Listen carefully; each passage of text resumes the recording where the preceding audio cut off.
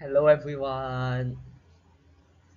My name is Elijah Sebastian V. Sevilla, and today I will be telling you guys about Filipino outfits, their origins, and etymology. So let's get started.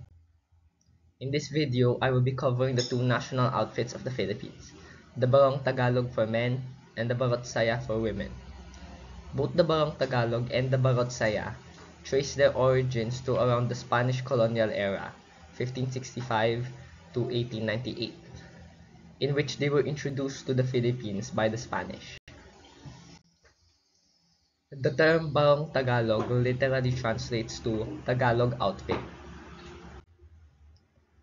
The Barong Tagalog came from the baro, a simple collarless shirt or jacket with close-fitting long sleeves, worn by both men and women in most ethnic groups in the pre-colonial Philippines. Its design was influenced by contact with neighboring regions, with the most notable influence being the South Asian kurta. When the Spanish colonized the Philippines, their clothing style mixed with our native clothing style. The new baro was mostly identical to pre-colonial baro and were made from okak linen-like abaca textiles, and thus lacked the collars, buttons, and embroidery of later baro styles. After the American colonization, Americana or a suit and tie stayed as the dominant formal wear, worn by two presidents. However, in 1953, President Ramon Magsaysay deliberately wore a barong Tagalog during his inauguration. He also wore barong Tagalog in most public and private state functions. His example was followed by other Philippine presidents, and by the time of Diosdado Macapagal during the 1960s, it had gotten back its status as formal wear. Ferdinand Marcos in particular wore barong Tagalog at almost every occasion. In 1975, Marcos issued a decree for the barong Tagalog along with the Barot Saya to become the official national attire.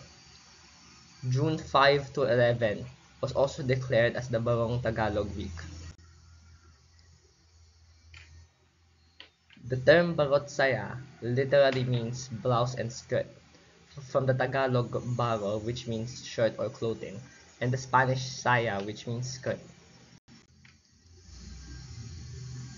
Unlike the Barong Tagalog, the Barot Saya did not have a predecessor in the pre-colonial times. Instead, it evolved from the baro and the tapis.